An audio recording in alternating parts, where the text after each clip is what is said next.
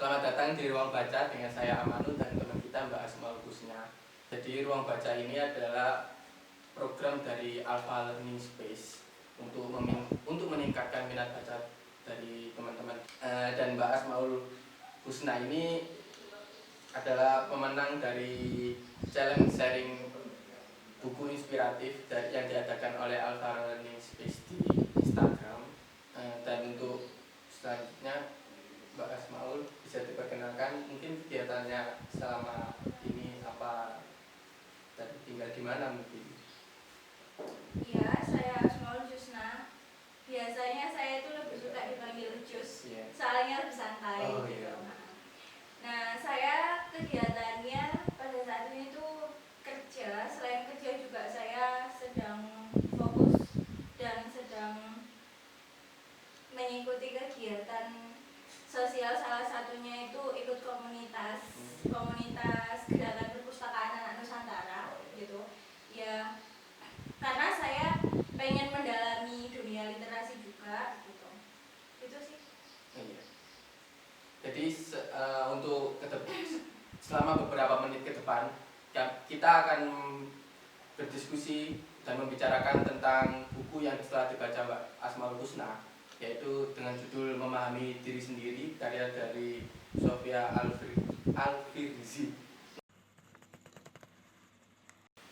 Jadi sebelum kita memulai untuk membahas buku Memahami Diri Sendiri, saya akan tanya ke Mbak Husna, gimana cara memulai untuk membaca?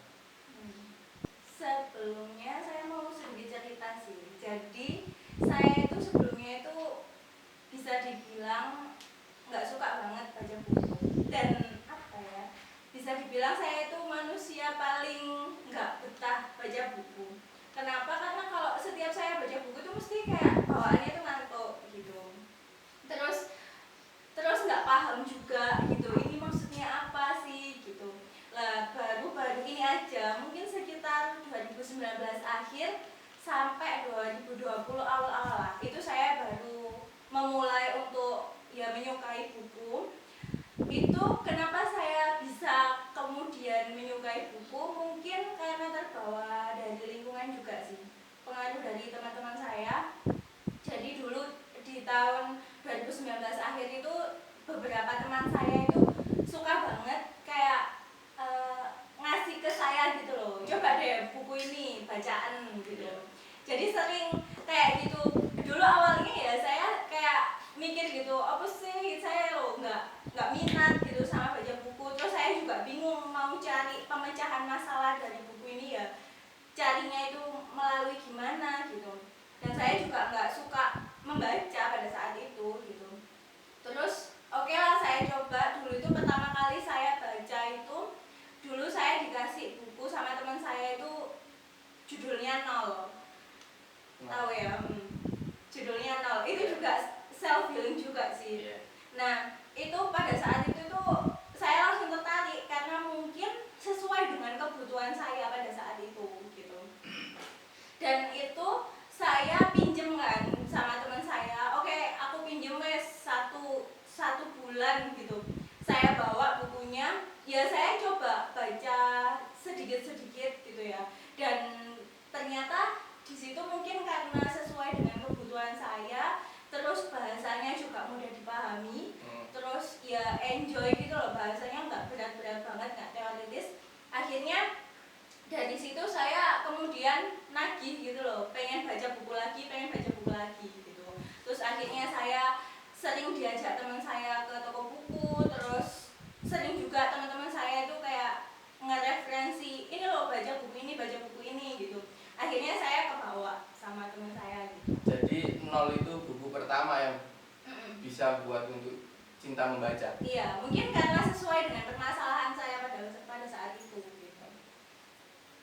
Jadi dan biasanya kan cara membaca orang untuk memahami sebuah buku kan berbeda-beda. Kalau Mbak Husna gimana? Kalau saya ya itu tadi, pertama saya sesuaikan dulu sama kebutuhan saya. Jadi saya tuh nggak memaksakan kapasitas saya ini tuh harus bisa membaca buku apa gitu loh. Jadi kayak misalnya buku yang berat-berat gitu, saya nggak bisa memahami harus itu. filsafat. Nah ya.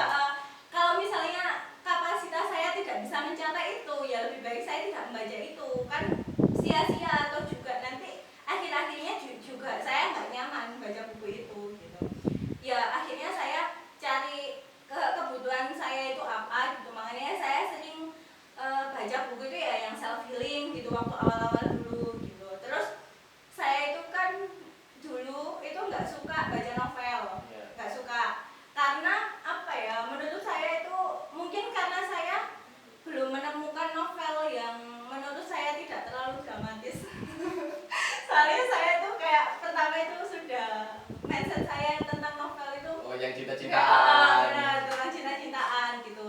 Nah itu makanya saya nggak suka kalau ditawarin sama teman baca novel gitu, nggak suka gitu. Soalnya saya nggak tertarik dengan Iya, iya. itu. Gitu.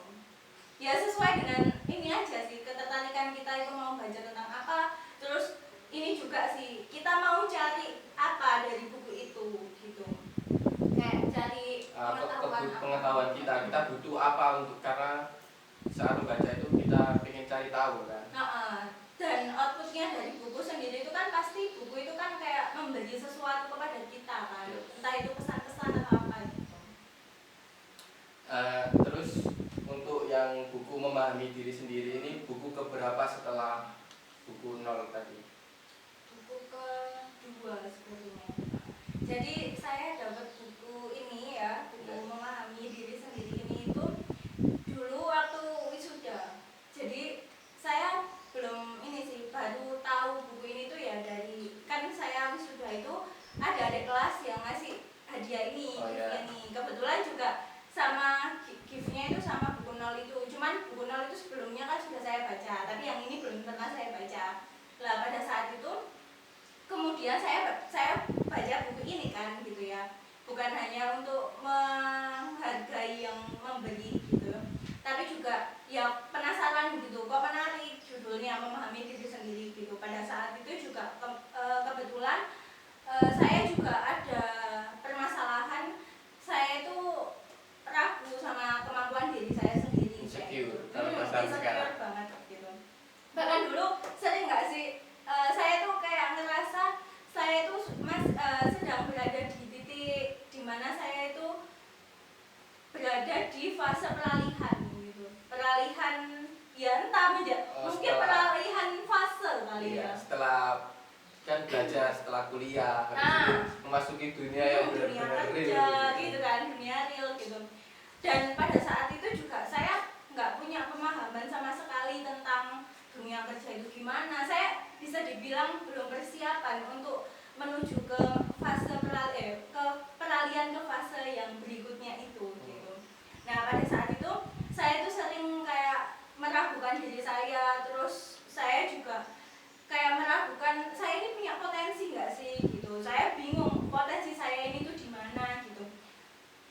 Terus ya sering gitu nggak sih, dulu itu waktu di masa-masa peralihan itu ya kita tuh tiba-tiba nangis sendiri, galau gitu kan, galau, bingung soalnya, tapi bingung apa yang kita bingungkan ya, bingung terkait apa yang sebenarnya kita bingung kan.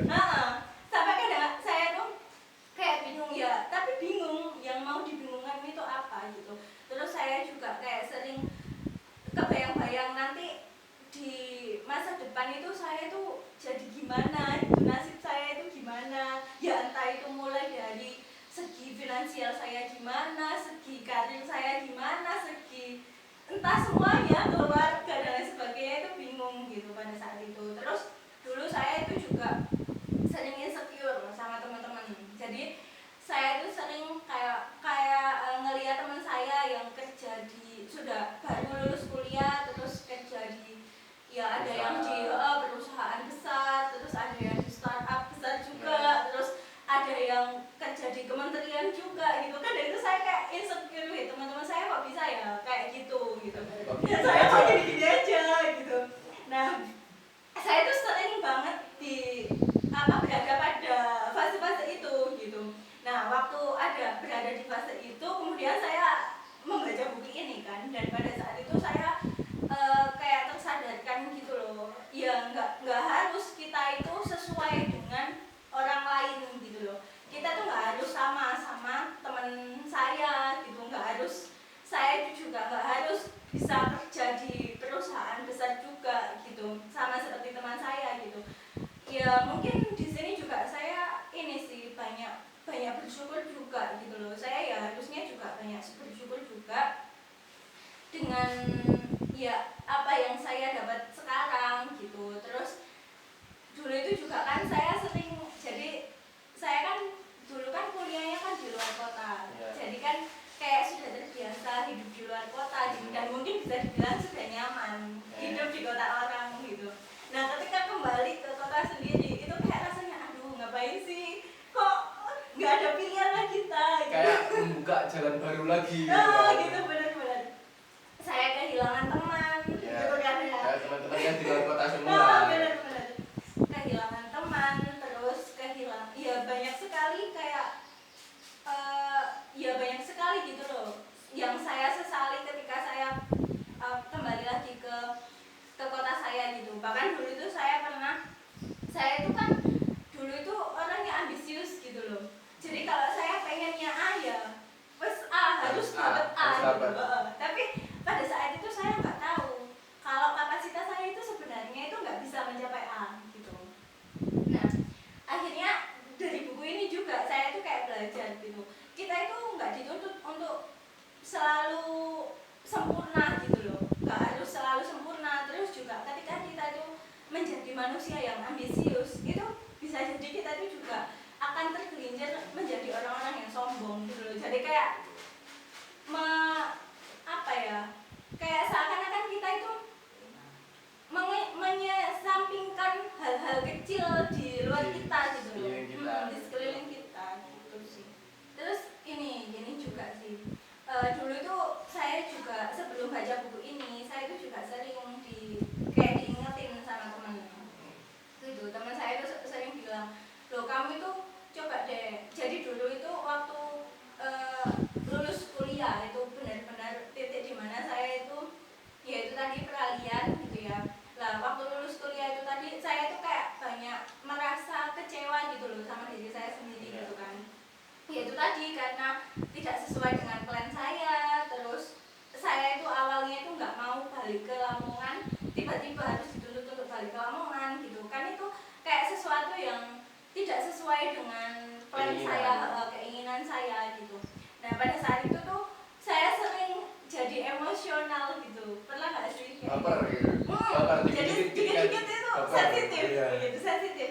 Jadi kayak sedikit marah gitu loh. Apa sih gitu. Jadi kayak ya sensitif, emosional gitu. Terus ya itu tadi mungkin karena di diri kita itu, ya diri saya itu ya ada kekecewaan itu tadi, kekecewaan dan tidak menerima kenyataan bahwasannya kenyataan saya itu ya tidak sesuai dengan plan saya gitu, yang saya inginkan gitu. Jadi nggak kurang bisa mensyukuri ketika apa yang didapat saat itu kan. Susah banget itu sulit banget awal dulu itu. Dan baru ketika saya belajar untuk memahami diri saya gitu ya, ternyata ketika saya mendalami diri saya itu ya bukan hanya sekedar mendalami diri saya itu kayak bukan sekedar mencari apa yang bisa saya unggulkan gitu ya, tapi juga mencari kayak kekurangan saya gitu. Ketika saya semakin banyak dan semakin dalam mencari kekurangan saya, itu juga ternyata menjadikan saya itu kayak lebih legowo gitu loh. Tahu, jadi kayak lebih ya menerima gitu. Ketika saya gagal ya sudah, berarti itu tidak sesuai dengan kapasitasmu gitu. Jadi lebih lega dan tidak tertekan. Berarti buku ini datang di saat waktu yang tepat. Maksudnya datang di saat Mbak Joyce butuh banget untuk yang mengingatkan gitu ya. Makanya itu kan saya bilang ya minat baca saya itu ya lahir dari situ karena sesuai dengan kebutuhan saya pada saat itu. Benar juga sih kata Mbak Nana Najwa Shihab, kan kita harus menemukan satu buku yang membuat kita untuk cinta membaca. Jadi setelah kita membaca satu buku itu suka, seterusnya kita akan terus membaca buku. Betul Pak. Dan nggak pernah berhenti. Sulit gitu, maksudnya mau berhenti untuk baca buku terus kok daripada nganggur ngapain gitu. Cari buku dibaca. Terus juga kalau misalnya kita lagi main nih ke teman gitu, terus tiba-tiba teman punya buku terus judulnya menarik gitu, jadi kita share sendiri mau gitu. pinjam gitu. Mau pinjam sendiri gitu. Kan biasanya teman-teman juga kan di lingkungan ada yang suka baca buku kan kayak gitu, terus pasti nanya kan tentang apa namanya buku yang ini, buku yang sudah dibaca gitu. Kalau Mbak Jus secara memahami apa namanya buku yang dibaca itu caranya gimana? Akan ada orang itu yang pas waktu membaca, terus di stabilo, dicatat. Oh. Kalau Mbak Jus gimana? Iya, saya juga itu sih dicatat. Catat kata-kata yang pas itu diri pas, kita gitu, seperti benar. itu. Kan ini ketika kita baca buku terus kemudian bukunya itu sesuai sama kita itu kayak ngerasa kita tuh ngomong gitu nggak sih sama buku diri itu. kita. Buku itu kayak ngomong sama diri kita sendiri lah. Nanti kalau ketika saya itu kan tipe orang yang ini kalau baca buku itu harus ada ditandai, kalau nggak gitu nanti saya lupa gitu lah. Kan bisa jadi nanti suatu saat nanti juga saya butuh kata-kata itu atau apa pesan dari buku itu, nah saya bisa langsung buka gitu kan. Terus kalau kan ada orang itu yang suka membaca itu di mana saja, jadi kemana-mana itu bawa buku, entah itu di warung kopi, di kafe atau di taman gitu, sering baca buku. Ada juga yang mau hanya baca buku itu hanya satu di ruang-ruang sepi gitu kan, atau di kamar pas sebelum tidur. Kalau Mbak Jus kan? Kalau saya itu tipe-tipe orang yang suka menyendiri. Oh, jadi kalau banget benar. Jadi saya kalau baca buku itu nggak bisa kalau keramaian. Soalnya nggak bisa fokus. Harus membaca dan harus mendengarkan. Itu kan menggunakan dua indera yang berbeda gitu kan. Ya jadi ya saya kalau baca buku ya saya sering sudah berusaha untuk bawa buku nanti mungkin barangkali nanti saya gabut saya baca. Kalau saya itu tipe-tipe orang yang suka menyendiri. Jadi kalau banget benar. Jadi saya kalau baca buku itu nggak bisa kalau keramaian. Soalnya nggak bisa fokus. Harus membaca dan harus mendengarkan. Itu kan menggunakan dua indera yang berbeda gitu kan. Ya jadi ya saya kalau baca buku ya saya sering sudah berusaha untuk bawa buku nanti mungkin barangkali nanti saya gabut saya baca tapi nggak bisa. Jadi ujung-ujungnya saya bawa balik lagi bukunya. Karena kan ada di transportasi umum gitu kan, jangan gabut gitu ngeliatin orang gitu kan, biasanya ada orang yang baca buku. Iya, nggak bisa sih saya. Saya kalau baca buku ya di kamar gitu. Saya agendakan sendiri gitu loh. Jadi kan tadi Mbak Jus udah jelasin soal gimana cara memahami diri sendiri di sini, tentang kelemahan kita juga. Terus kan pasti sudah memahami, meresap ketika membaca itu. Untuk setelahnya Mbak Jus gimana setelah membaca buku? Ya selain saya menemukan kelemahan saya, ya kan nggak mungkin kan dalam diri manusia itu hanya ada kelemahannya saja gitu ya. Pasti kan juga ada kelebihannya juga gitu. Nah, gimana saya menemukan kelebihan saya itu? Mungkin saya ini sih lebih ke mencoba mendalami sesuatu yang saya suka gitu. Jadi kayak misalnya saya itu orangnya itu kan suka banget kayak ikut kegiatan-kegiatan sosial gitu ya. Jadi dulu sebelum saya mengikuti kegiatan sosial yaitu dulu awal-awal akhir-akhir 2019 ke awal-awal 2020 itu saya itu menemukan kenapa sih saya itu kok setiap pulang kerja itu saya itu selalu nangis terus kayak tidak menerima kenyataan gitu ya, sedih terus pokoknya kayak stres banget gitu. Itu saya baru menyadari bahwa pada saat itu saya itu cuma melakukan satu hal yang itu tidak saya sukai gitu. Dan padahal banyak hal-hal yang bisa saya lakukan sebenarnya dan itu saya sukai gitu. Nah, waktu itu kemudian saya sering ikut kegiatan-kegiatan sosial gitu. Dulu terus jadi saya merasa bahwa yaitu saya menemukan diri sendiri di ketika mengikuti kegiatan sosial gitu. Ya saya tekuni, kemudian ya sudah saya tekuni kegiatan itu. Terus ya pada saat itu kemudian saya merasa enjoy dengan kehidupan saya gitu. Basic emang suka berkegiatan, suka bersosialisasi gitu. Kalau selama itu kan hanya kerja pulang jadi kayak monoton. gitu banyak kayak dikejar-kejar uang gitu. Benar.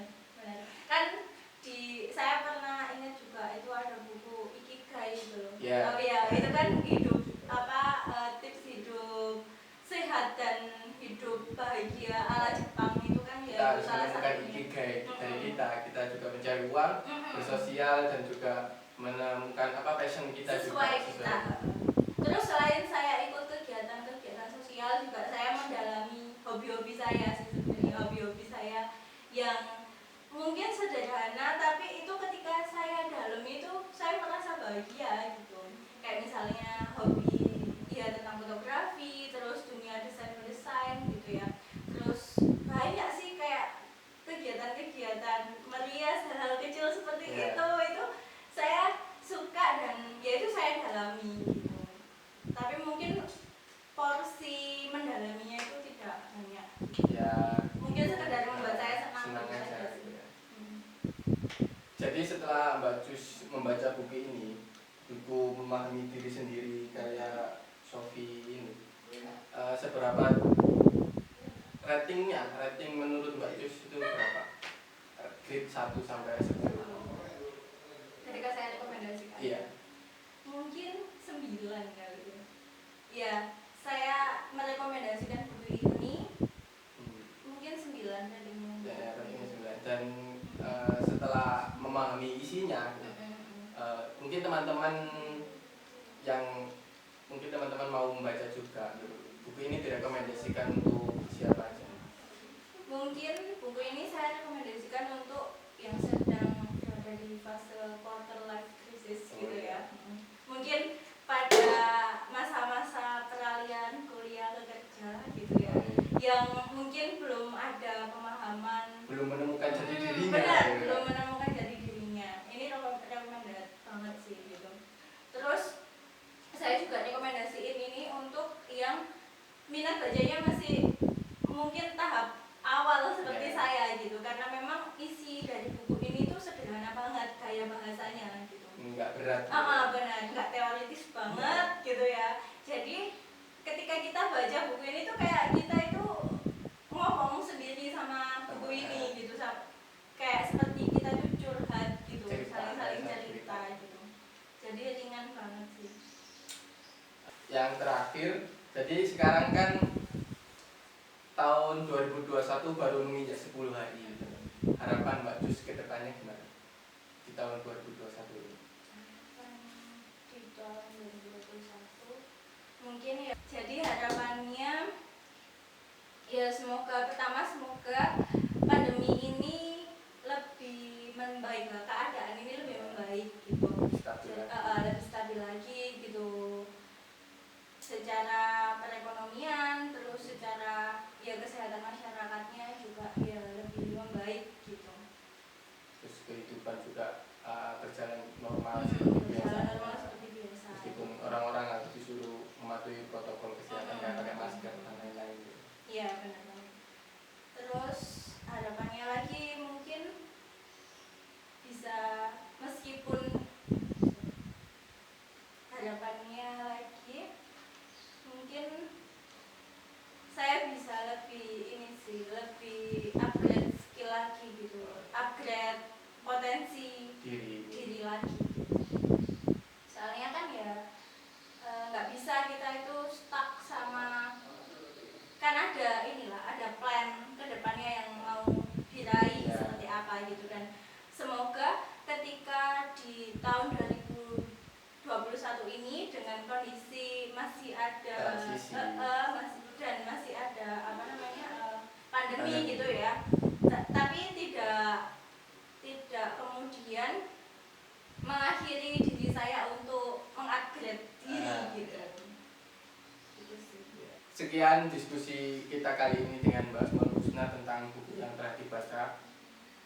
Dan teman-teman perlu ketahui bahwasanya membaca buku itu bisa menjadi alternatif untuk kita berkegiatan. Jadi ketika teman-teman mungkin kayak ada teman untuk bercerita gitu, atau untuk teman curhat gitu, kadang itu buku itu bisa menjadi teman kita untuk bercerita, teman kita untuk berdiskusi gitu sebenarnya. Jadi sekian untuk episode Ruang Baca kali ini. Sampai jumpa di episode Ruang Baca berikutnya.